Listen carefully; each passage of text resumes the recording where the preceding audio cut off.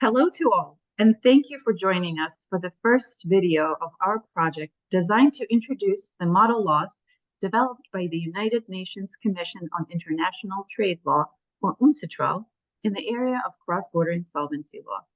My name is Olya Antle, and I'm joined today by my colleague, Shuai Guo.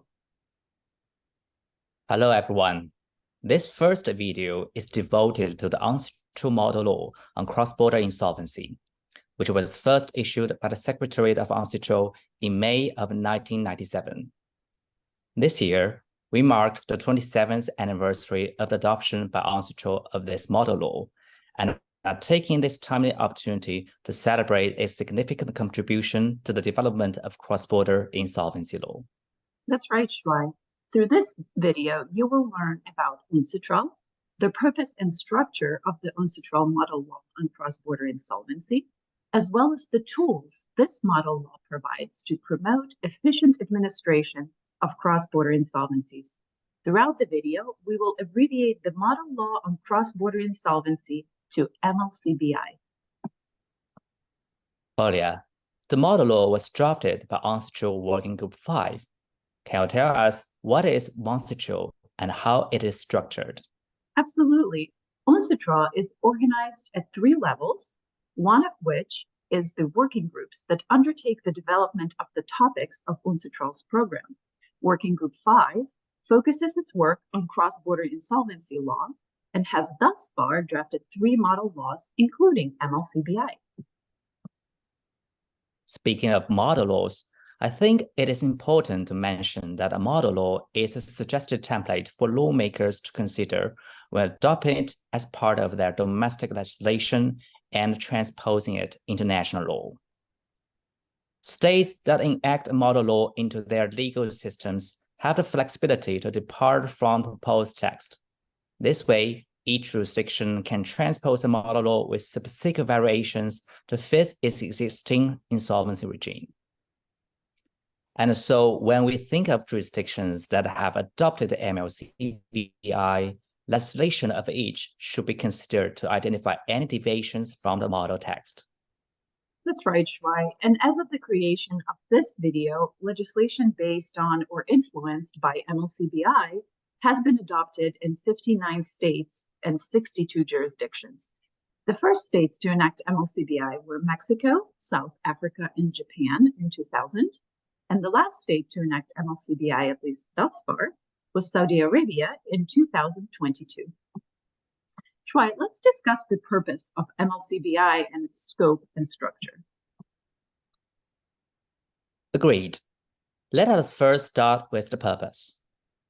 MCBLI was designed to equip states and their insolvency laws with a modern legal framework to more effectively address cross-border insolvency proceedings concerning debtors that experience severe financial distress or insolvency.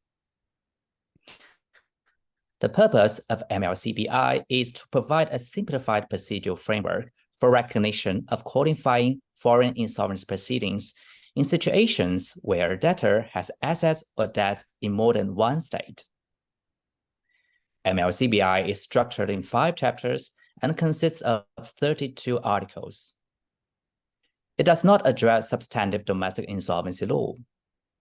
It only provides procedural mechanisms to facilitate more efficient disposition of cases.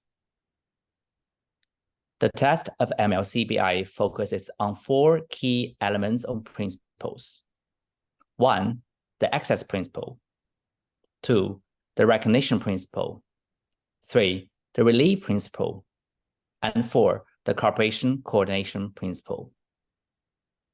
That it may be best to explain these concepts through a short hypothetical.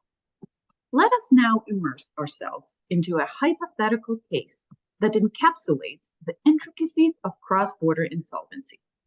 Within this scenario, we encounter Company X, a business entity officially registered in jurisdiction A, while also having its stocks publicly listed in jurisdiction B. However, the core of its commercial activities and operations is anchored firmly within the territory of jurisdiction C. For the purpose of financing, Company X has ventured into the international realm by issuing bonds governed by the law of jurisdiction D. This move allows the company to access capital from a broader international investor base. Concurrently, Company X extends its footprint by holding significant assets in jurisdiction E, signifying its multifaceted global presence. The focal point in the domain of international insolvency law lies in the pivotal question of which jurisdiction possesses the competency and authority to initiate insolvency proceedings. The matter is complex, often involving various parties, regulatory bodies, and legal frameworks, each within its own interests and priorities. When an insolvency proceeding is indeed set into motion in any of the aforementioned jurisdictions, a critical concern arises. Will this proceeding be recognized in other international jurisdictions? Should recognition be granted, the next question relates to the type and extent of relief that may be made available. The nature and scope of such relief can vary significantly depending on the specific legal systems. For example, relief can be interim or urgent, relief could be automatic, or relief could be discretionary. Relief may focus on protecting the assets of the debtor or the interests of the creditors. Yes, and model law is designed to address these issues effectively and efficiently, promoting coherence and coordination across jurisdictions. As we previously mentioned, through its 5 chapters and 32 articles, MCBLI is meant to 1. Establish procedures to allow insolvency representative of company X, aka the foreign representative, to access courts in other jurisdictions where company X has assets, as well as allow for access to proceedings by the creditors of company X. This is often essential for the effective protection of the debtor's assets. 2. MCBLI is also meant to provide a process under which the court receiving the foreign representative's application may recognize the other insolvency proceedings. The object of such recognition is to avoid lengthy and time-consuming processes and to enable the receiving court, once such recognition is granted, to determine what kind of relief is appropriate. Recognition may be given on 2 grounds. 1.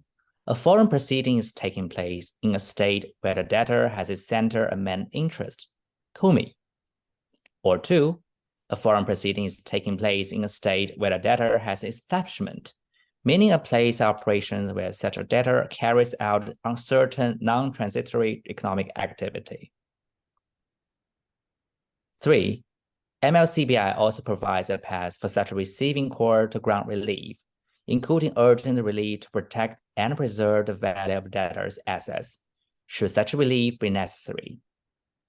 And 4. Finally, MCBLI places obligations on all courts involved to communicate and cooperate to the maximum extent possible.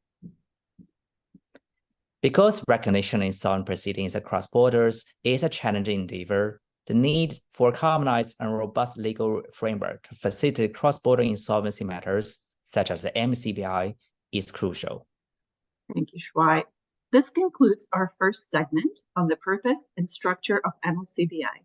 Stay tuned for other videos, which will go into greater detail with regard to MCBLI's implementation. Until then, goodbye, and thank you for listening.